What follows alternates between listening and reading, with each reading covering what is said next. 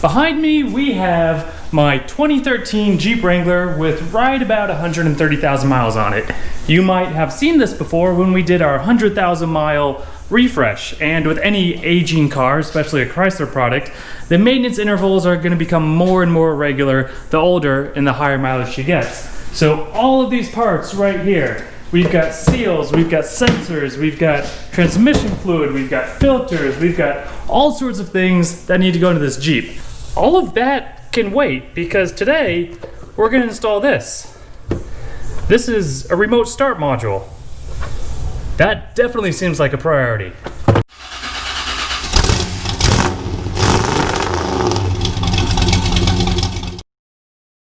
I ordered this module from our overlords over at Amazon from a company called MPC.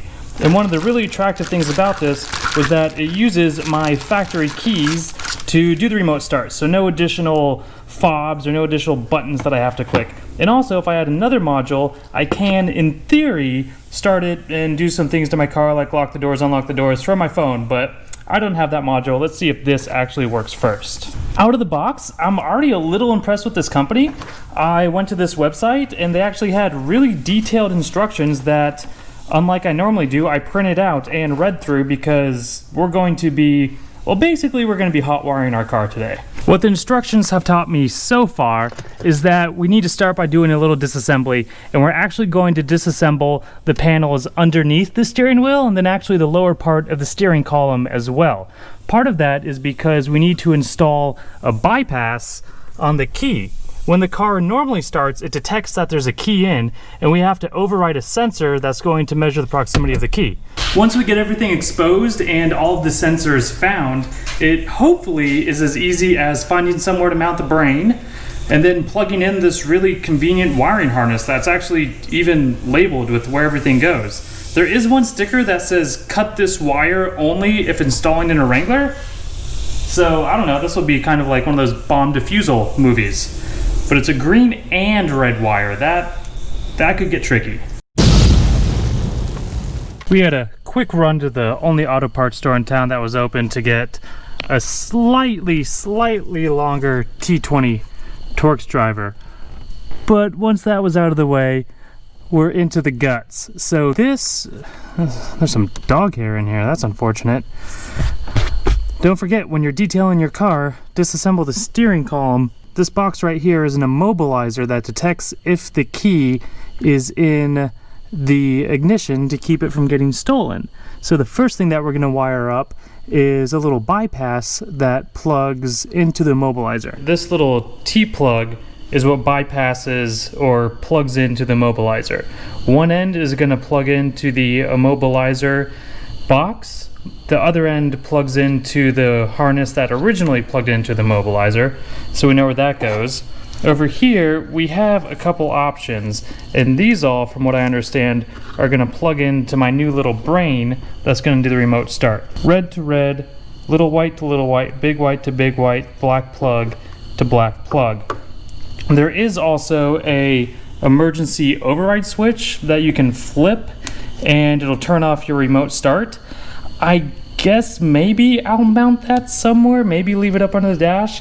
I don't really plan on using that, and I don't know if it's in the on or off position. I probably should not have been flipping that. These right here are for a module, I believe, that lets me control it via cell phone. I do not have that module. Maybe that's something we'll add later, so I'm not going to cut that off right now. So the car has been unwired. Now let's hot wire.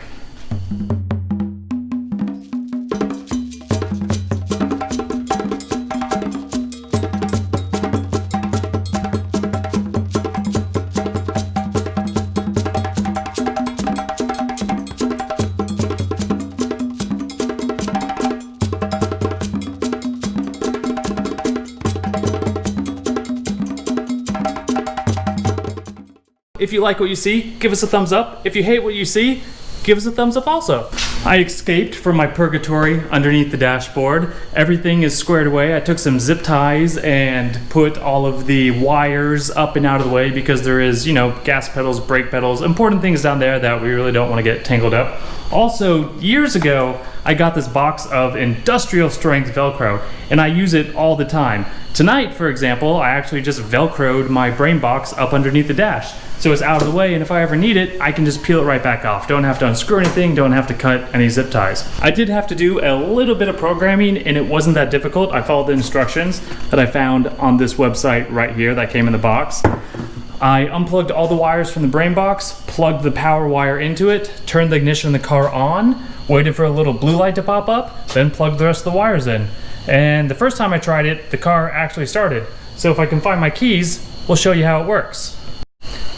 I really have no idea where my keys are. Typically I lose my wallet, but today I've lost my keys. Keys have been located. In theory, we press the lock button 3 times.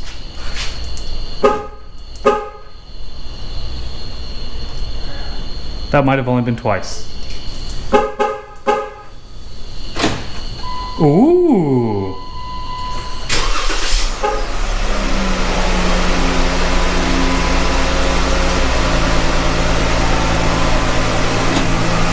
So it looks like I can still lock and unlock the doors.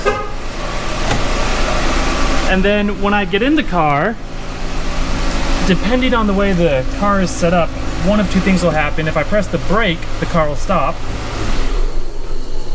Car turned off. And then I should be able to just restart with my keys. All right, I like that.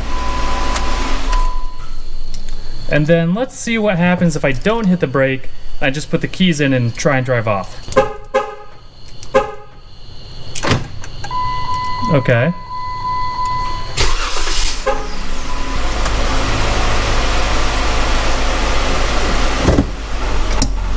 Ooh.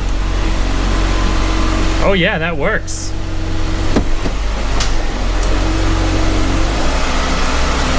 Now let's see what happens if I try and drive away without putting the key in.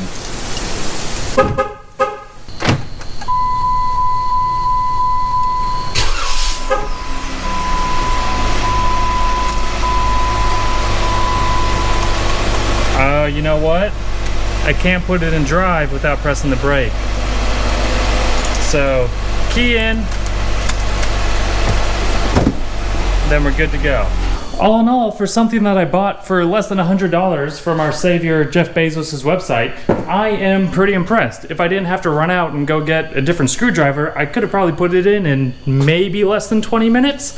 It did plug right in. I only had to undo 3 screws. The instructions were really easy to read, and it actually worked, which honestly kind of surprised me. So I'll keep you updated on how well it works in case, you know, I get stranded on the side of the road or stranded in a parking lot.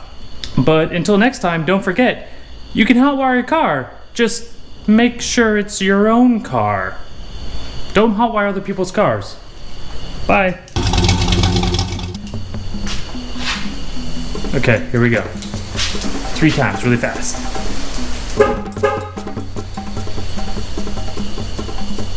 That wasn't it. Here we go. 3 times, really fast. Crap. Maybe I need new batteries in this.